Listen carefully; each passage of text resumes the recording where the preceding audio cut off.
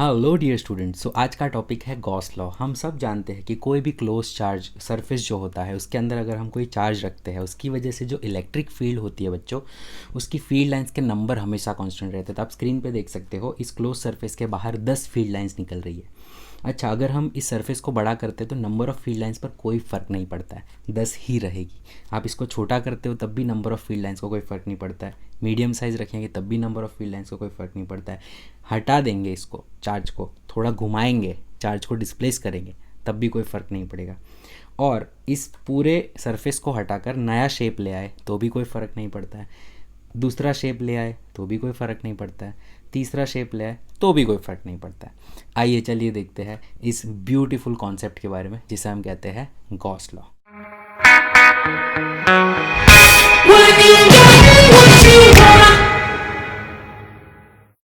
So students, हम सभी जानते हैं कि इलेक्ट्रिक फील्ड को बहुत ही आसानी से फाइंड करने के लिए गॉस अंकल जो थे हमारे, उन्होंने बहुत ही अच्छा सा एक रूल दिया था, बहुत ही सिंपल रूल दिया था। उनके हेल्प से काफ़ी हद तक हमें इलेक्ट्रिक फील्ड फाइंड करना आसान हो गया। मैं जब आपको एक्सरसाइज में क्वेश्चन नंबर 1.30 समझाऊंगा तब मैं बताऊंगा कितना डिफ़िकल्ट होता है एक इंटीग्रेशन की मेथड से इलेक्ट्रिक फील्ड को एस्टिमेट करना, जो लंबे रॉड के वजह से हम लोग फाइंड करते हैं, और वो गॉस लॉ से कितनी आसानी से हो जाता है। तो मैं दोनों चीज़ें कंपेयर करने वाला हूँ। तो यहाँ पर गॉस ने क्या देखा कि जब भी हम क्लोज्ड सरफेस लेते हैं, कैसा सरफेस होना चाहिए, हर जगह से क्लोज्ड सरफेस होना चाहिए। उस क्लोज्ड सरफेस में अगर हम किसी चार्ज को रखते हैं, राइट, तो उसकी वजह से ऑब्वियसली अगर पॉजिटिव चार्ज है तो आउटसाइड में इलेक्ट्रिक फील्ड लाइंस आएगी, नेगेटिव चार्ज है तो इनसाइड में इलेक्ट्रिक फील्ड लाइंस आएगी। ओके गाइस, यहाँ तक तो हमें पता था। अब हमने इसका शेप बढ़ाया, साइज़ बढ़ाई, कोई फ़र्क नहीं पड़ा, उतनी ही नंबर ऑफ़ फील्ड लाइंस बाहर निकल रही है। कम किया, उतनी ही नंबर ऑफ़ फील्ड लाइंस बाहर निकल रही है। और हमने अगर इस चार्ज को धीरे धीरे धीरे धीरे मोशन कराया तब भी आप समझ सकते हो उतनी ही नंबर ऑफ़ फील्ड लाइंस बाहर निकल रही है। तो यहाँ पे नंबर ऑफ़ फील्ड लाइंस को कोई इफ़ेक्ट नहीं होता। इसका मतलब ये कि इलेक्ट्रिक फ्लक्स को कोई इफ़ेक्ट नहीं होता है। बच्चों, अगर हमने ये शेप को हटाकर कोई नया शेप लेकर आए, लेट अस से हम लोग एक पेंटागन लेकर आए, तब भी आप गिन लो नंबर ऑफ़ फील्ड लाइंस जो बाहर निकल रही है वो ऐसी के ऐसी ही रहने वाली है। और ट्रायंगल रख दिया उसकी जगह, कोई फ़र्क नहीं पड़ेगा, हेक्सागन रख दिया, कोई फ़र्क नहीं पड़ेगा। दूसरी एक चीज़ बच्चों, मैं आपको ये बताना चाहूँगा कि अगर हम किसी चार्ज को किसी इलेक्ट्रिक फील्ड लाइंस के अंदर क्लोज सरफेस को रखते हैं जिसके चार्जेस बाहर है, राइट, तो यहाँ पर जो फ्लक्स लिंक होता है क्लोज सरफेस से वो ज़ीरो होगा, क्योंकि आप यहाँ पर देख सकते हो कि ये जो चार्जेस है वो आउटसाइड दी एरिया है। ठीक है, तो गॉस ने क्या कहा था, चार्ज कहाँ पे होने चाहिए, अंदर होने चाहिए, इनसाइड होने चाहिए, बाहर नहीं चलेगा। फाइन, तो यहाँ पर आप देख सकते हो क्यों ज़ीरो होता है। तो बच्चों, इसका रीज़न ये है कि आप देख सकते हो कि आउट गोइंग फ्लक्स है जो बाहर जा रहा है, फाइन, इनकमिंग फ्लक्स है जो अंदर आ रहा है। आप देख सकते हो, मैं आपको इनकमिंग फ्लक्स भी दिखा रहा हूँ, इनकमिंग फ्लक्स है जो अंदर आ रहा है। तो बच्चों, ये आउटगोइंग फ्लक्स और इनकमिंग फ्लक्स की जो नंबर ऑफ़ फील्ड लाइंस होती है वो सेम होती है, लेकिन अपोजिट होती है, तो एक दूसरे को कैंसिल आउट करेगा। अगर 10 फील्ड लाइंस बाहर आ रही है, बाहर जा रही है, तो इट इज़ +10। अगर 10 फील्ड लाइंस अंदर आ रही है तो इट इज़ -10। सो यहाँ पर हम कह सकते हैं कि total field lines crossing a surface is zero, क्योंकि जितना आप ऐसे जा रहे हो अगर उतना ही ऐसे आ जाओगे तो आपका डिस्प्लेसमेंट भी ज़ीरो हो जाता है, तो वैसे ही फ्लक्स यहाँ पर ज़ीरो हो जाता है। दूसरी एक अच्छी सी बात बच्चों हम लोग ये देखेंगे कि अगर चार्ज जो है वो क्लोज सरफेस के अंदर रखे हुए हैं, if the charges are inside close surface के अंदर है, तो सभी चार्जेस की वजह से फ्लक्स प्रोड्यूस होगा। मगर इफ़ चार्जेस आर आउटसाइड, तो उस आउटसाइड वाले की जो इलेक्ट्रिक फील्ड लाइंस है वो एंटर भी होती है और बाहर भी निकलती है, तो उसकी वजह से फ्लक्स प्रोड्यूस नहीं होता है। चलिए सारी चीज़ों को थोड़ा डिटेल में समझते हैं, वाइट बोर्ड पे चलते हैं।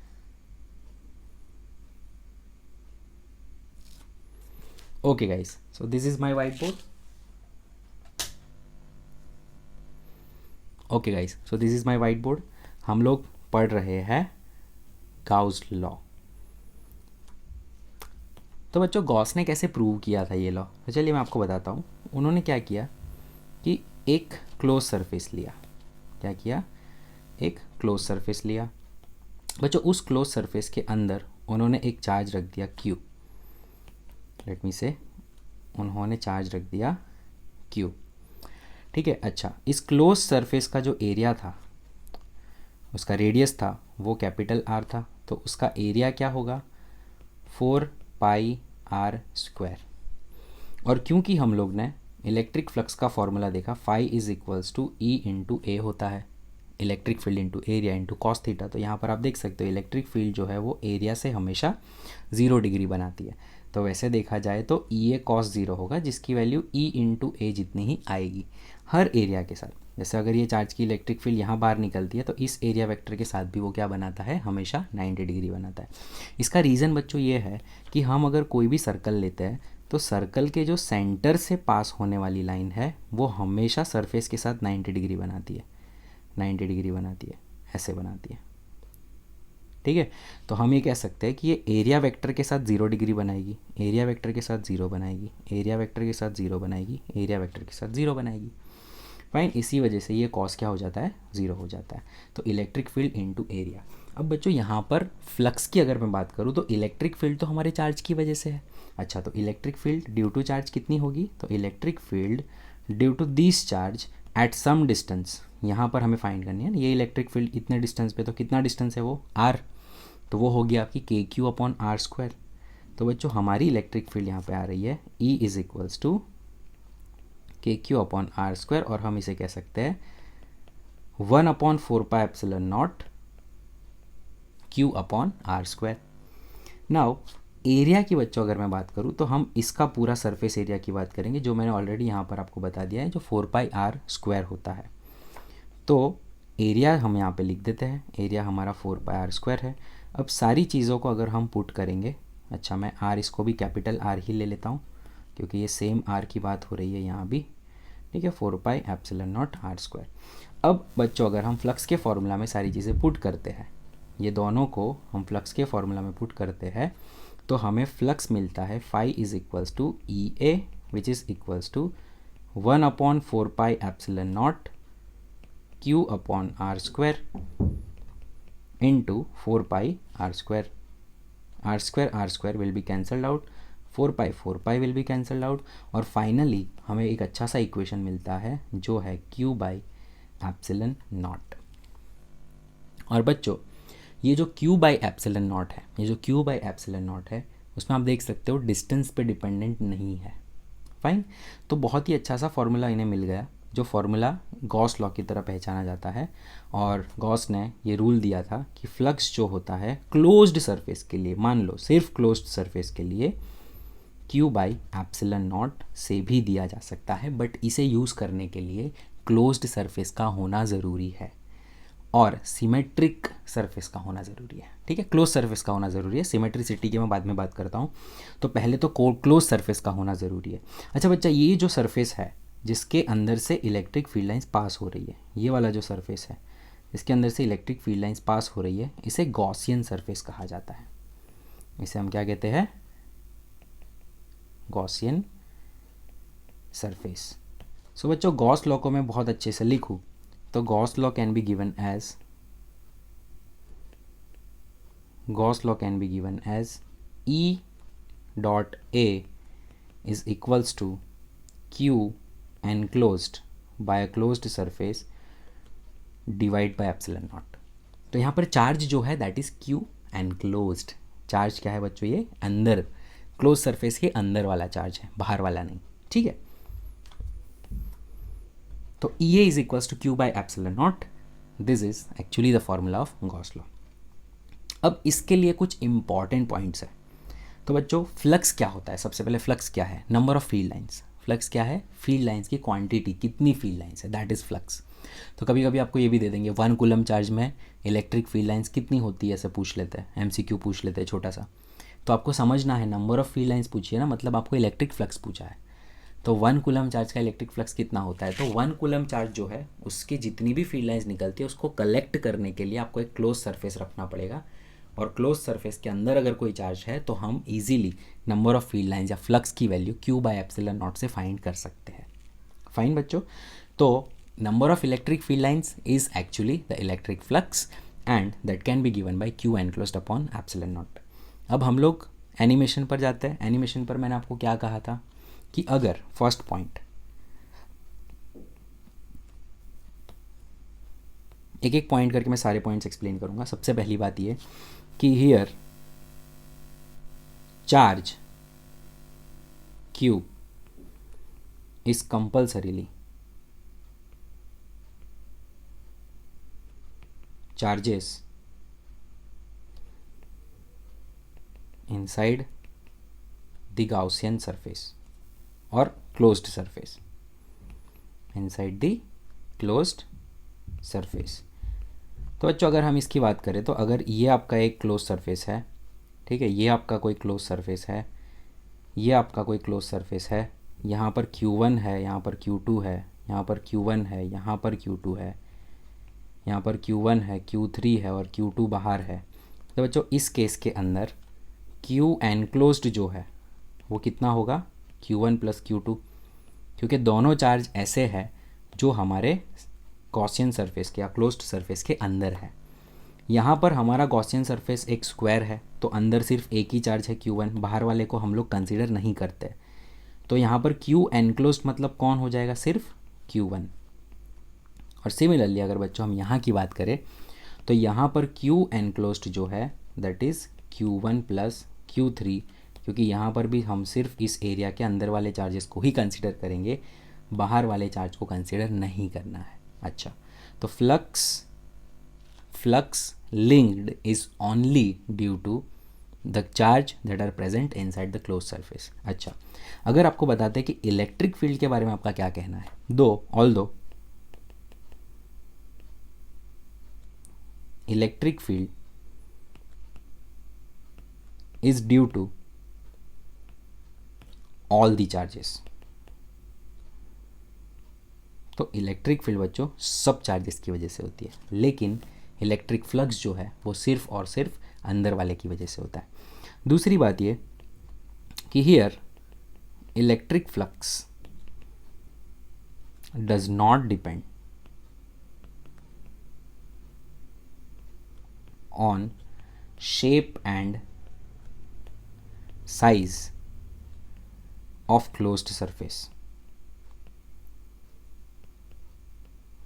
ठीक है बच्चों, तो अगर मैं आपको ये कह दूं कि एक चार्ज है, जैसा मैंने एनिमेशन में आपको बताया था, उसमें से 1 2 3 4 5 फील्ड लाइंस निकल रही है, ठीक है बच्चों, और वही चार्ज की मैं एक कॉपी यहाँ पर रख रहा हूँ, ठीक है, और इसको मैं थोड़ा रेड से कर रहा हूँ।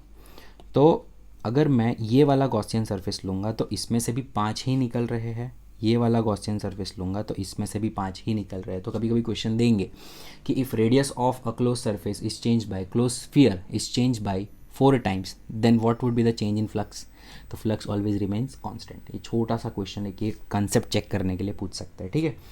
तो यहाँ पर वो साइज़ पे डिपेंड नहीं करता है। दूसरी बात, ये शेप पर भी डिपेंड नहीं करता। अगर ऐसा शेप आप कोई भी ले लोगे उसमें से भी 5 फील्ड लाइंस ही निकल रही है ना। अगर आप ऐसा कोई शेप ले लेते हो तो उसमें से भी 5 फील्ड लाइंस ही निकल रही है। अच्छा, ये फील्ड लाइंस जो है वो इन्फिनिटी तक जाती है, पता है ना।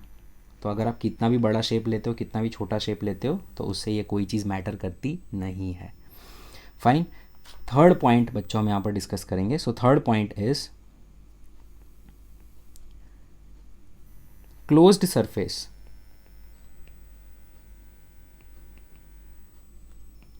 in Gauss law is called Gaussian surface.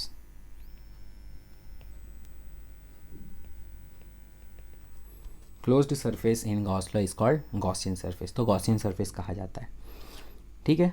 Fourth, दूसरी बात कि बच्चों Gaussian surface को सिमेट्रिक चार्ज डिस्ट्रीब्यूशन की वजह से जो फाइंड करने वाली इलेक्ट्रिक फील्ड है वो बहुत आसानी से आप लोग फाइंड कर सकते हो। फॉर एग्जांपल हम लोग एप्लीकेशंस ऑफ गॉस लॉ में देखेंगे कि अगर कोई कंडक्टर है जिसके ऊपर यूनिफॉर्म चार्ज डिस्ट्रीब्यूशन है, लेट मीन से अ कंडक्टर ऐसा कुछ है जिसके ऊपर यूनिफॉर्मली डिस्ट्रीब्यूटेड चार्ज है, तो बच्चों हम लोग ऐसा गॉसियन सरफेस कंसिडर करेंगे जो चार्ज से इक्वल डिस्टेंस पे हो हर साइड, और हम लोग उसका पूरा फ्लक्स कलेक्ट कर लेंगे। जैसे यहाँ से आने वाला फ्लक्स भी कलेक्ट करेंगे, यहाँ से भी कलेक्ट करेंगे, यहाँ से भी कलेक्ट करेंगे, यहाँ से भी कलेक्ट करेंगे। और आप देख सकते हो कि सब साइड से हम फ्लक्स कलेक्ट करेंगे तो ये आर जो डिस्टेंस है सब जगह पर सेम होने वाला है, तो इलेक्ट्रिक फील्ड इंटेंसिटी भी इन सब जगह पर सेम होने वाली है। ये सब पॉइंट्स के ऊपर इलेक्ट्रिक फील्ड इंटेंसिटी ये हर पॉइंट के ऊपर कैसी रहेगी बच्चों, सेम रहने वाली है। ठीक है, क्योंकि ये डिस्टेंस जो है सारे कैसे है, R R R R same है। तो इसे कहते हैं हम symmetric shape, symmetric closed surface, symmetric charge distribution. एक लाइन पर चार्ज डिस्ट्रीब्यूशन सिमेट्रिक है तो उनकी वजह से आने वाली इलेक्ट्रिक फील्ड आप आसानी से कैलकुलेट कर सकते हो। उनकी वजह से जो प्रोड्यूस होने वाली इलेक्ट्रिक फील्ड है वो आसानी से कैलकुलेट कर सकते हो। कुछ नहीं करना है, E A equals to Q enclosed by epsilon naught में आपको क्या करना है, आप जो एरिया ले रहे हो वो गॉसियन सरफेस होता है, वो आपको कंसीडर करना है। इलेक्ट्रिक फील्ड ढूंढने वाले हो आप, ठीक है, और क्यू एनक्लोज्ड आपको लैम्बडा दिया होगा, उससे आप फाइंड कर सकते हो। ठीक है, तो क्यू एनक्लोज आपके पास होगा, एरिया आपके पास होगा, दो जन के पीछे पढ़ना है, क्यू एनक्लोज्ड एंड एरिया, वो मैं आपको एप्लीकेशंस ऑफ गॉस लॉ में बहुत अच्छे से बताऊंगा। ठीक है, तो अगर आपको क्यू एनक्लोज्ड एंड एरिया पता है तो आप इलेक्ट्रिक फील्ड फाइंड कर सकते हो। Electric field is nothing but Q enclosed divided by area into epsilon naught. ठीक है, तो यहाँ पर हम क्या कह सकते हैं कि Gauss law can be used, let me take this, है ना, पॉइंट हम लोग लिख लेते हैं पहले। तो पॉइंट क्या कह रहा है, Gauss law can be used to estimate electric field due to symmetric charge distribution, right. और दूसरी और आखिरी बात बच्चों, फिफ्थ पॉइंट ये है कि Gauss law actually depends on Coulomb's law, depends on Coulomb's law. तो अगर if any violation in Coulomb's law will directly affect Gauss law too. तो इसकी मैं आपको एक एग्जांपल से बताता हूँ कि हमने देखा था अभी हमने एक स्फीयर लिया था और उस स्फीयर का रेडियस कैपिटल आर था, उसका एरिया हमने फाइंड किया 4πr², उसकी बीच में एक चार्ज रख दिया, उस चार्ज की वजह से इलेक्ट्रिक फील्ड फाइंड की KQ/r², ये इलेक्ट्रिक फील्ड थी। फिर हम लोग ने उसको फाइंड किया EA is equals to flux, है ना। तो फ्लक्स जो था हमारा कितना आया EA, और E कितना था, E आपका आया Q/4πε0r², और एरिया था आपका 4πr²। बच्चों यहाँ पर हम देख सकते हैं कि अगर ये जो है KQ/4πr², ये तो कूलम्स लॉ की वजह से आता है ना, क्योंकि KQ1Q2/r² वो तो कूलम्स लॉ है। तो अगर कूलम्स लॉ आपका r² पे डिपेंड नहीं करता, अगर वो r³ पे डिपेंड करता, if this formula would be r³ होता, राइट। तो होता क्या बच्चों इसकी वजह से कि ये r² से एक r कैंसिल होता और उसकी वजह से आपका 4π से 4π कैंसिल होता, Q/ε0r आता, ठीक है। और जो सही नहीं होता, मतलब वो r पे डिपेंड करता है, डिस्टेंस पे डिपेंड करता। आप देखो गॉस लॉ डिस्टेंस पे डिपेंड नहीं करता है, Q∗ε0, है ना, Q∗ε0, ये डिस्टेंस पे डिपेंड नहीं करता है। इसका मतलब डिस्टेंस चेंज होने से फ्लक्स चेंज नहीं होता है। इसी वजह से तो हम कैसा भी शेप लेते थे, राइट, वो ऑलवेज़ क्या होता था, वो ऑलवेज़ कांस्टेंट रहता था फ्लक्स। तो यहाँ पर बच्चों हमने बहुत सारी चीज़ें इसके बारे में मालूम की। अब आने वाले वीडियो में मैं आपको इसका बहुत ही अच्छा सा डिटेल एक्सप्लेनेशन दूंगा, सारे एप्लीकेशंस यूँ हो जाएंगे आराम से। सिर्फ एक ही फार्मूला को किस तरह से अप्लाई करना है वो सीख लेना, ठीक है। पूरा एप्लीकेशन ऑफ गॉस लॉ आपका 15-20 मिनट के अंदर हो जाएगा, राइट, कोई टेंशन वाली बात नहीं है। आने वाली वीडियो में उसको भी देख लेंगे, ठीक है। तो चलिए अच्छे से क्विकली सारी चीज़ें हमने देख ली, फाइन। और अगर कुछ समझ में नहीं आया तो वीडियो वापस से एक बार देख लेना, fine, it's all for you, right? And don't forget to download notes from the description box below. Also don't forget to share it with your friends and like this video, subscribe to our channel for getting latest updates on all the chapters of NCERT. I'll be uploading regularly on this portal, right? so that you can enjoy the beauty of physics. Thank you so much.